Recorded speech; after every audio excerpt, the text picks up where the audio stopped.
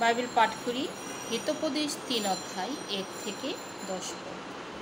বৎস, তুমি আমার ব্যবস্থা বলিও না, তোমার চিত্ত আমার আজ্ঞা সকল পালন করো, কারণ তদ্বারা তুমি আয়ুর দীর্ঘতা, জীবনের বৎসর বাহুল্য এবং শান্তি প্রাপ্ত হইবে। দয়া ও সত্য তোমাকে ত্যাগ না করো, তুমি তদুভয় তোমার কণ্ঠদেশে বাঁধিয়া রাখো, তোমার হৃদয় ফলকে লিখিয়া রাখো।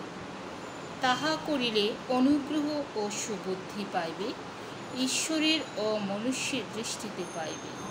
তুমি সমস্ত চিত্তে সদাপ্রভুতে বিশ্বাস করো, তোমার নিজ বিবেচনায় নির্ভর করিও না। তোমার সমস্ত পথে তাহাকে স্বীকার করো, তাহাতে তিনি তোমার পথ সকল সরল করিবেন। আপনার দৃষ্টিতে জ্ঞানবান হইও না, সদাপ্রভুকে ভয় করো, মন্দ হইতে দূরে থাকো। ইহা তোমার নাভির স্বাস্থ্যস্বরূপ হইবে, তোমার অস্থির মজ্জাস্বরূপ হইবে। তুমি সদাপ্রভুকে সম্মান করো আপনার ধনে, আর তোমার সমস্ত দ্রব্যের অগ্রিমাংশ, তাহাতে তোমার গোলাগর সকল বহুশস্যে পূর্ণ হইবে।